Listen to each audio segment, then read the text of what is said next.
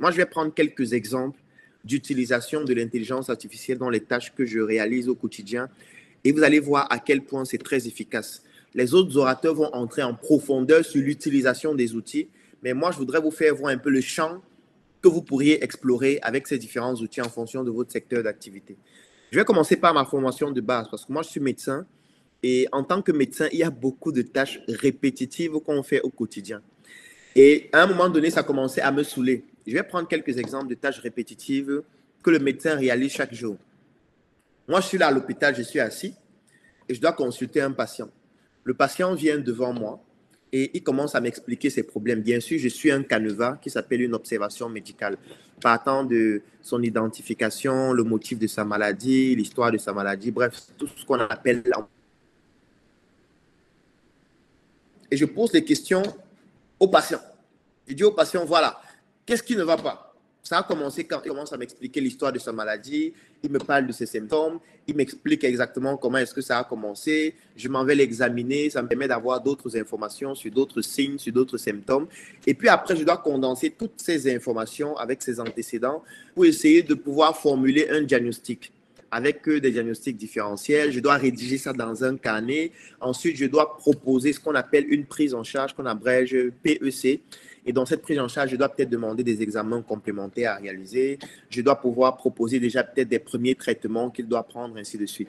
Et dès qu'il sort de la salle, il y a un nouveau patient qui entre et c'est le même phénomène qui va se produire. Un nouveau patient qui entre, c'est le même phénomène qui va se produire. Et c'est assez pénible parce que ça nécessite d'abord d'être quelqu'un de très intelligent. Et qui dit très intelligent dit quelqu'un qui lit beaucoup. Parce que vous devez vous imaginer, les patients qui viennent, ça peut être des cas très divers. C'est vrai que si vous êtes déjà spécialisé dans un domaine, on va rester dans un domaine particulier. Je prends un exemple. Si vous êtes un diabétologue, c'est clair que tous les patients que vous avez souffrent, par exemple, de diabète. Donc, vous pouvez quand même déjà avoir une idée globale du type de cas que vous pourriez avoir au quotidien. Si vous êtes un rhumatologue, ce sera des cas précis. Si vous êtes un cardiologue, ce sera des cas précis. Mais sauf que qu'importe la discipline, la médecine, elle est très vaste en fait.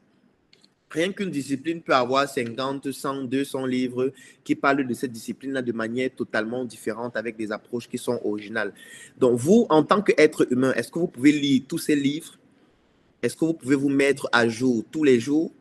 Est-ce que vous allez toujours être au courant de tous les médicaments qu'on a retirés du marché, de toutes les études qui sont en train d'être menées dans votre secteur d'activité?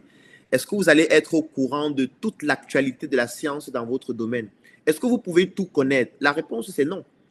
Donc, ça veut dire qu'il peut arriver des cas où peut-être vous êtes fatigué, ou peut-être vous avez oublié un certain type de notion importante et finalement, vous vous retrouvez avec un cas d'un patient qui présente certains symptômes ou alors une histoire de maladie particulière et vous vous trompez carrément dans le diagnostic ou dans la manière de prendre en charge. Et dans ce cas de figure, l'intelligence artificielle devient un outil majeur, un outil vraiment majeur et incroyable. Je vais prendre un exemple d'outil que moi j'utilise en tant que médecin et qui me permet de manière beaucoup plus optimale parfois de pouvoir gérer ce genre de cas. Vous pouvez avoir un outil comme ChatGPT parce que quand on parle de ChatGPT parfois sur Internet, c'est un peu comme si c'est juste un outil qui est là, qui vous permet de répondre à certaines questions de manière banale et voilà, ça vous facilite la tâche, ça développe votre culture générale. Non. C'est un outil qui est beaucoup plus avancé que ça. Et moi, voilà une astuce que moi, je vais déjà vous donner lorsqu'il s'agit d'intelligence artificielle. Si vous rencontrez un outil qui est intéressant, qui vous donne des résultats plutôt satisfaisants, moi, je vous propose de choisir la version payante de l'outil. N'essayez pas d'utiliser les outils gratuits. Ça veut dire que dès que vous avez déjà trouvé un outil qui est intéressant, vous avez fait quelques tests sur cet outil et vous vous rendez compte que les résultats sont intéressants, essayez de vous renseigner s'il existe une version payante de l'outil et payée. Donc, n'essayez pas de jongler, n'essayez pas de vous dire que je n'ai pas l'argent, je veux jongler avec la version gratuite. Parce que la version payante, en général, a des fonctionnalités qui sont parfois incroyables. Je vais prendre l'exemple avec ChatGPT. La plupart des personnes l'utilisent de manière gratuite. Moi, je l'utilise avec la version payante. Et il y a de cela très peu de temps, ça fait quelques semaines déjà, où ils ont eu à effectuer une mise à jour qui est vraiment pour moi majeure. Parce que cette mise à jour permet de pouvoir créer votre propre ChatGPT. Ça veut dire que vous pouvez utiliser leur outil et à partir de leur outil, vous créez un outil qui est propre à vous avec des données qui sont propres à vous. Et moi, je pense que ça, c'est une différence qui est majeure. Et je vais prendre un exemple dans le domaine de la médecine pour vous montrer comment moi, est-ce que ça peut m'aider et ça m'aide au quotidien à pouvoir mieux consulter les patients et réduire au maximum les erreurs qui pourraient survenir. Alors, ce que je fais en général, c'est quoi? Ce que je vais prendre l'outil ChatGPT. Je ne vais pas entrer en détail sur le plan technique parce que les autres orateurs vont le faire. Donc, moi, mon rôle, c'est juste de faire l'introduction pour que vous puissiez avoir un champ plus large des possibilités. Et avec les autres orateurs, eux, ils vont entrer en détail, ils vont partager leur écran, vous montrer les outils de manière plus approfondie. Donc, moi, ce que je fais, c'est que je prends l'outil ChatGPT, la version payante. Elle coûte pratiquement $10 par mois en fonction du pays et de la devise que vous utilisez. Ça ne va pas coûter très cher. Et ça vous donne accès à la possibilité de créer ce qu'on appelle votre propre ChatGPT en entraînant cet outil-là avec vos propres données. Moi, par exemple, voici ce que je fais. Je dois peut-être consulter des patients qui souffrent de diabète. Le problème, c'est que ChatGPT est entraîné avec des données de manière générale sur plusieurs secteurs d'activité. Étant donné que moi, je dois consulter des patients qui souffrent de diabète et qui sont, par exemple, au Cameroun, il y a une façon de prendre en charge le diabète qui n'est pas la même que les États-Unis, qui n'est pas la même que la France, qui n'est pas la même que la Grande-Bretagne, qui n'est pas la même que la Chine, ainsi de suite. Alors qu'en général, ChatGPT est entraîné avec des données, avec des publications scientifiques des États-Unis, de la France, de l'Allemagne et de tout le reste. Sauf que moi, je suis au Cameroun et je dois utiliser l'outil. Qu'est-ce que je fais donc? Je récolte toutes les données que j'ai sur le diabète au Cameroun. Et pour avoir ces données, je peux les avoir de plusieurs manières différentes. On a des professeurs en médecine au Cameroun qui sont des endocrinologues, qui sont des diabétologues, qui ont eu à publier des travaux scientifiques au Cameroun. Donc, je vais prendre ces travaux-là et je vais les stocker, par exemple, sous forme de PDF ou alors sous forme de fichier Word. Il y a des étudiants en médecine qui ont eu à faire des thèses de médecine sur le diabète. Je vais récupérer ces données-là sous forme de PDF, sous forme de fichier Word, sous forme même d'images ou de tout autre type de document que je vais stocker dans un dossier.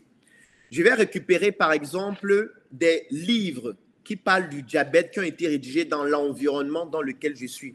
Ça peut être des livres qui sont rédigés par des Occidentaux en Afrique ou au Cameroun. Ça peut être des livres qui sont rédigés par nos professeurs en médecine en Afrique ou au Cameroun. Je vais prendre ces informations-là, je vais les stocker sous forme de documents. Ça peut être des PDF, ça peut être des Word, ça peut être tout. Donc, je vais réunir toutes les informations que je peux avoir qui tournent autour du diabète dans notre environnement. Il peut s'agir de publications scientifiques, il peut s'agir de livres, il peut s'agir d'articles, il peut s'agir de n'importe quel autre type de document. Et dans cette nouvelle outil ChatGPT, je tiens à préciser que c'est la version payante qui a cette fonctionnalité. Je vais donc entraîner cet outil-là avec tous ces documents. Ça veut dire que je vais prendre ces documents, je vais les uploader dans la version de ce ChatGPT que je suis en train de créer. Et ce ChatGPT va donc être entraîné avec ces nouveaux documents que je viens d'y installer, qui ne sont pas dans la version standard de ChatGPT. Parce que vous devez bien vous imaginer que ChatGPT qui est développé aux États-Unis, eux, ils n'ont pas les documents que moi j'ai en ma possession concernant les travaux scientifiques menés sur le diabète, par exemple au Cameroun. Donc ça, ce n'est pas un document qui est dans leur base de données. Donc, si vous posez une question à ChatGPT concernant le diabète, il va vous donner des réponses qui correspondent aux documents qui ont été utilisés pour entraîner cet algorithme d'intelligence artificielle. Et ces documents ne sont pas les documents camerounais, ne sont pas les documents burkinabés, ne sont pas les documents ivoiriens, ne sont pas les documents tchadiens. Ce sont des documents qui sont publiés par des revues la plupart des fois et des livres qui sont en Occident. Alors que moi, mon patient, lui, il est camerounais.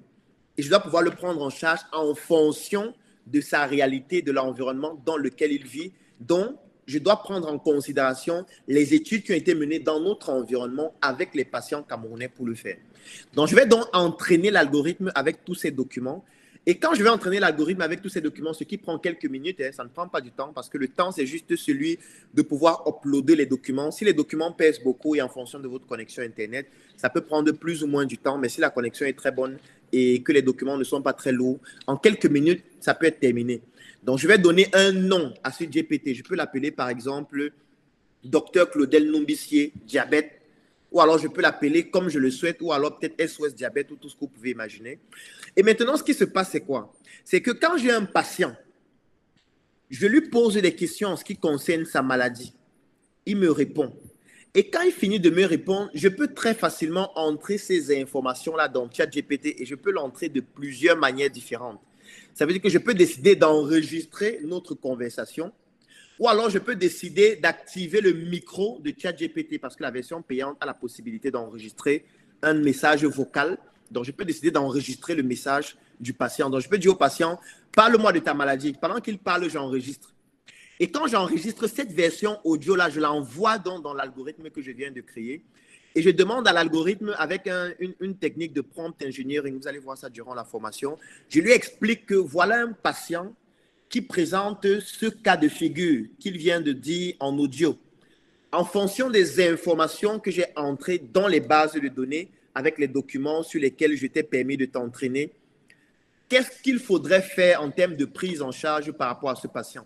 Bien évidemment, je vais compléter ces informations-là avec les symptômes que j'ai eu à observer de manière physique, avec l'examen du patient que j'ai eu à faire pour pouvoir donner à l'algorithme toutes les informations que j'ai pu recueillir du patient. Et du coup, l'algorithme va faire quoi? L'algorithme va me proposer une prise en charge du patient adaptée à l'environnement dans lequel je suis, parce que là, je l'ai entraîné avec des données qui correspondent à notre environnement.